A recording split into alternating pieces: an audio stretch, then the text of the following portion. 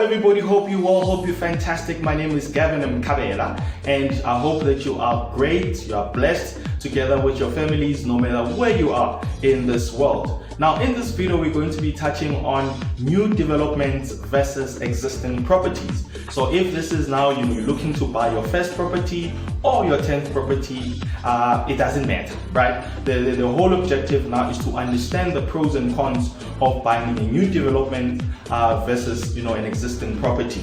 Now, I'm going to be starting off with new developments so that we can be able to break it down and talk about the advantages and the disadvantages of that, right? So we're going to be touching on new developments, and I want to then start with the advantages. What are the pros of now buying into a new development? Now, before I get there, I just want to then break it down, because maybe somebody might say, but Gavin, what is this buying into a new development mean? Now, buying in a new development is where now you're buying straight from the developer. So you're buying straight from the person that has built that particular development, that property or that complex, all right? So technically you are the first owner of that particular property or unit if you are buying into like a sectional title scheme.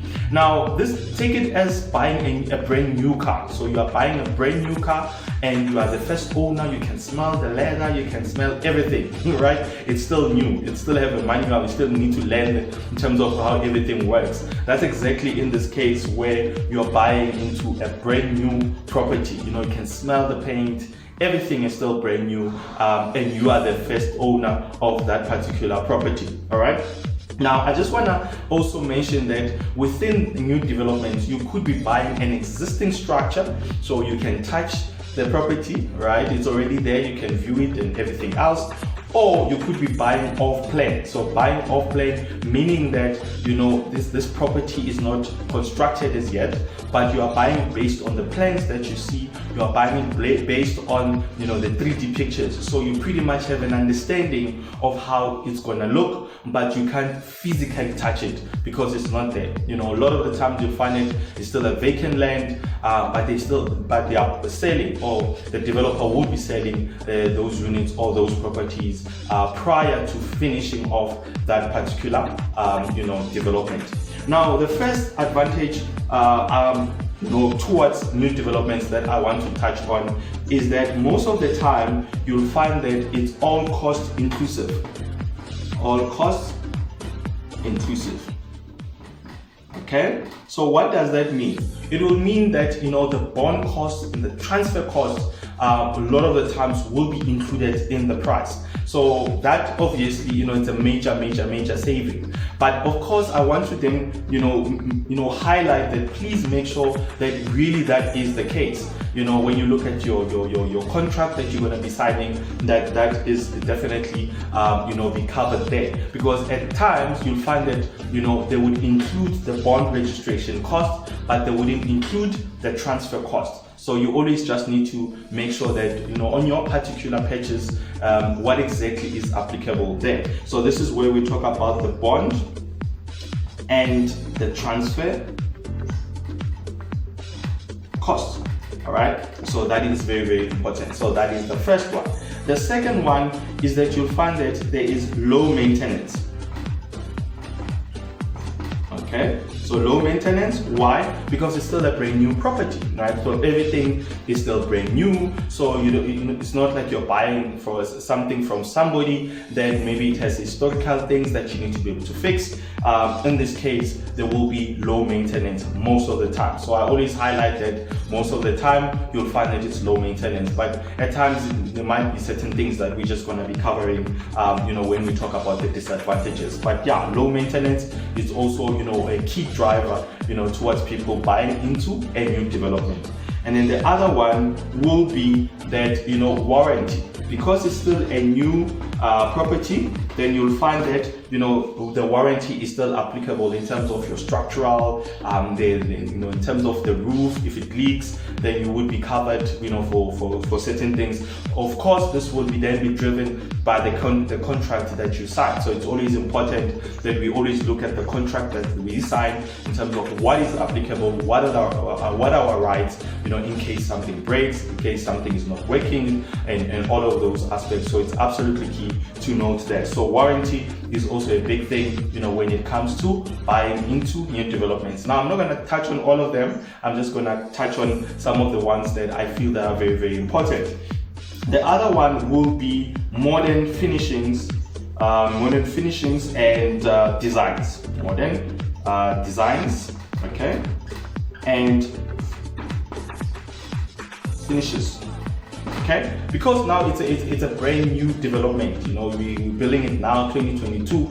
You'll find it a lot of the times that the design is applicable to, you know, the standard of today in term, or the taste of today, which is also very, very important to know. Unlike buying something that is very old and maybe it might be out of standard, if there's such a term. So that is also very key to understand that, you know, because we're buying in 2022 and the designs and the finishings would be, you know, applicable to what we used to these days, which is very important. The other one is that we look at technology, which is also very key, because if you look at now, there's a key driver into, you know, energy efficiency and all of these things. So of course now the technological aspect of it becomes very key, that, you know, the material that is used, it's then friendly to the environment. You know, electricity bills these days are very high. So, you know, all of that can really play a part in reducing our costs when it comes to electricity, when it comes to water and everything else. So technology is also a big thing there. The other one that I want to cover, which is the last one, will then be the tax incentives that you get. Incentive that you get, or that you might get, when, especially if now you are buying these properties for investment purposes. You might then get to a point where you actually have tax write-off that you can benefit from. So the one in particular is called Section 13(6). I'm not going to really get into it today. I'm going to do another video just to touch on it. But yeah, you can definitely get tax incentives around it, or tax write-offs, you know, pertaining to investing using new developments. So that is very, very nice to have, which it can play a big role, you know, in terms of, you know, just your profits, maximizing your profit margins at the end of the day, so that you can be able to buy more properties for investment purposes. So yeah, so these for me, I think definitely the highlights in terms of their advantages. As I said, there's a number of them, so you can be able to get a lot of them, you know, in terms of, you know, just when you are doing your research, some of the things that maybe I might have missed, but I just want to touch on this just for the sake of time. So yeah, number one, a lot of the times it's all cost inclusive when it comes to your bond and transfer costs, which can be a major part in terms of when you're purchasing property. The second one is that because it's still a brand new property, it's low on maintenance most of the time. And number three is the warranty, because it's still a new you know, product, a new property, then it's covered under warranty. That again, it's very important to read your contract to understand exactly what are, you know, what are you covered for, and what are, you know, your rights if something breaks from that point. And the other one is you know, modern designs, because again, it's built right now in 2022. You'll find that, you know, the designs, you know, they are custom made as per, you know, the times of today, unlike buying something that is very old. And we're also looking at technology. Technology is also very key, because now there's a big emphasis around energy efficiencies and everything else. So, you know, the designs are now accommodate the environment. They even accommodate your pocket as well when it comes to your electricity bills and your water bills. And then of course the last one will be tax incentives. So if now you're investing into property, so meaning that you have tenants, they paying you rental income, then, you know, if there are tax write-offs that you can definitely be able to qualify for. So yeah, so those are some of the advantages when it comes to buying into a new development. So now let's look at now the disadvantages of buying into a new development. Now the first one, time delays, or let's say delays. All right, So there might be delays. So they might say this project is going to be completed in 6 months, but then it takes a year, it takes 2 years. Sometimes it doesn't even get finished, which is some of the the issues that you might be faced with. I mean, if we look at COVID, COVID came and really disrupted a lot of things, and you found that some of these projects were delayed by even a couple of years. Some of them even just fell on the ground, which is something to be to note of. And then the second one is basically that the finished product might not be the same as what was promised. So the finished product not being the same as advertised. Okay, so the finished product might not be the same as what was promised. So what you was promised to you might not be the same, and this may really come in terms of you find that the product that was used, the material that was used was not exactly to the standard of what was promised. The finishes are not the same. Maybe the color is not the same. So all of these things can really come out to be different to what was promised at the end of the day. And then the other one is the size. So the size is also another thing, depending again if you're really size sensitive when it comes to buying property, because you'll find that the new developments, they're slightly smaller than the old designs. Again, it's a cost issue. There's a number of issues that come to that. So it's the size as well. When it comes to the properties that we see these days, it becoming smaller and smaller, which is another thing. So it can be a disadvantage at the end of the day, because you'll find that maybe somebody wants to put in a queen bed, but it can only allow a double bed, and you become discouraged at the end of the day. So size also very important to note. And then the price as well, you'll find that the prices keep going higher and higher. Again, there's a lot of factors that play into it. You see that the prices of input costs are going off the roof, so the materials are just getting more expensive, and of course the developers are passing that towards the consumers who are now buying these properties at the end of the day. So price can also be a very, very factor when it comes to buying into a new development. So I'm just going to cover all those again, as I said, just for the sake of time. But yeah, delays, there might be a lot of delays when it comes to new developments, where they say 6 months takes longer. Number two is that the finished product that you see might not be the same as what was promised, so as what was advertised initially when you bought this property. And then the size of the new developments now, a lot of the times, are getting smaller and smaller, so that could also be a disadvantage. And then the price as well, when buying, or the purchase cost of buying these properties is now just going off the roof, which again can also be a disadvantage when it comes to that. So yeah, so that's basically new developments, the advantages and the disadvantages when it comes to that.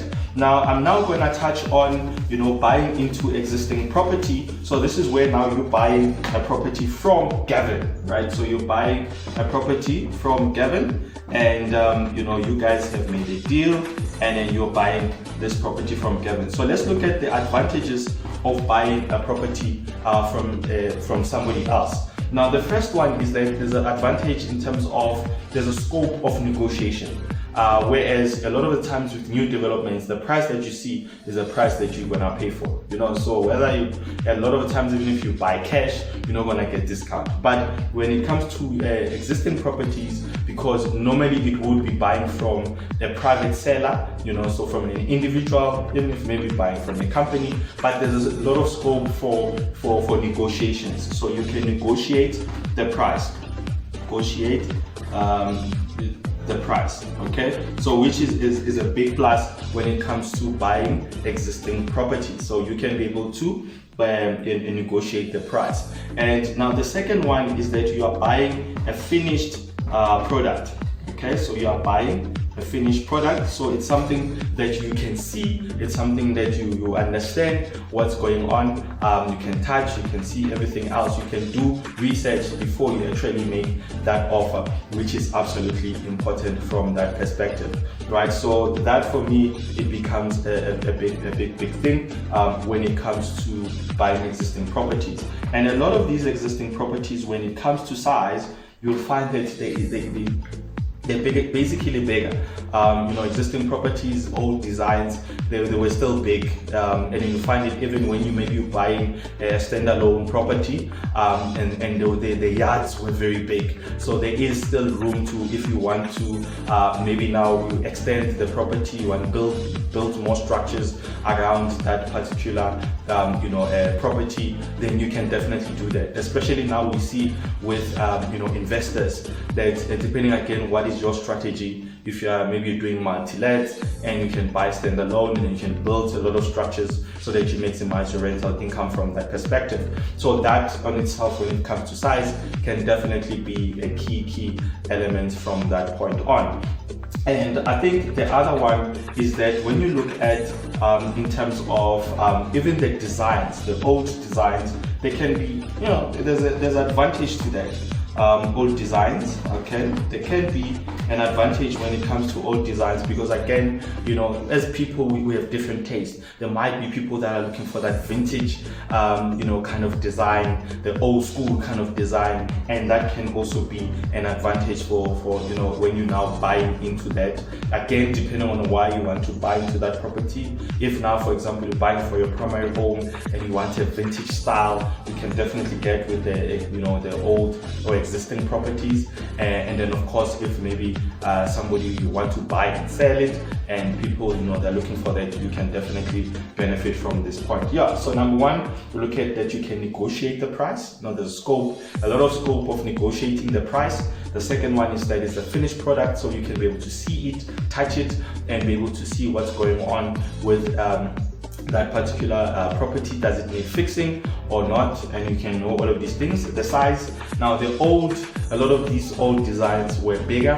in terms of the size, and that can be a plus. You look at your standalones, they're big yards, so that again, it's also currency, when you talk about, the big yard, because people want that and then can build structures from that point on. And then of course, the old design can also be an advantage when people are looking for that vintage style, and it's something that has that old flavor, that can also be an advantage as well. Now let's then touch on the disadvantages of buying into an existing property.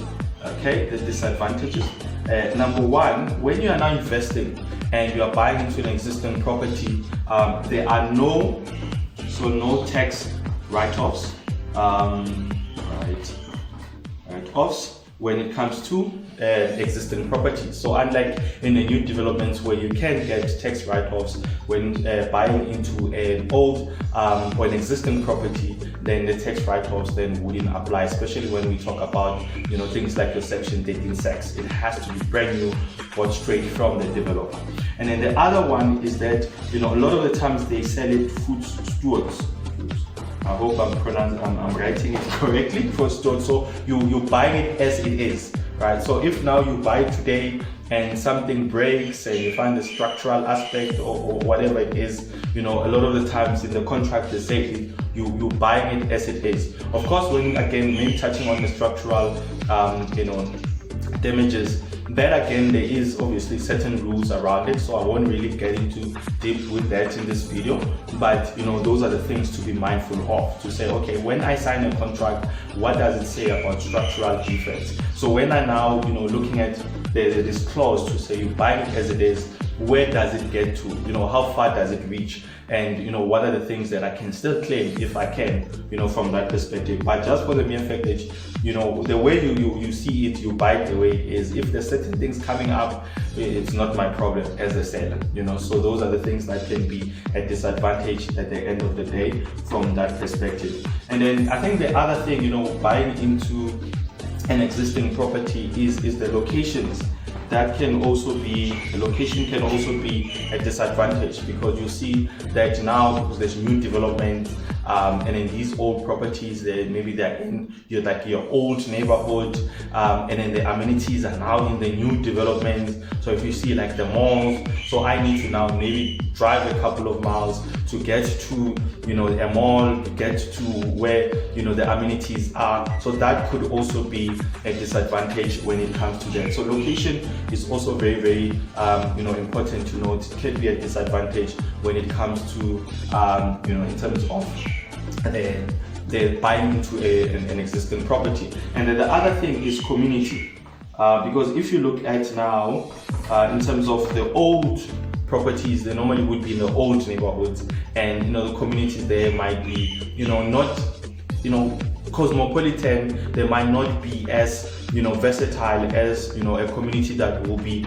in the new, where the new developments are, which again it talks to about purchasing power. It talks about services being delivered, because that also plays a role. You look at maybe in terms of the municipal services, maybe they might favor a lot when it comes to new developments than old neighborhoods where the existing properties are. So all of these things needs to play a part, and obviously infrastructure development as well. Where is it taking place? Is it in the old neighborhoods, the new neighborhoods? So those are the things that we need to be able to look at. So yeah, the tax incentives or tax write-offs might be a disadvantage there. You buy it footstoots, meaning that you buy it as it is. So if there's any issues there, it's all on you. Location might be a big thing as well, because it's an old neighborhood.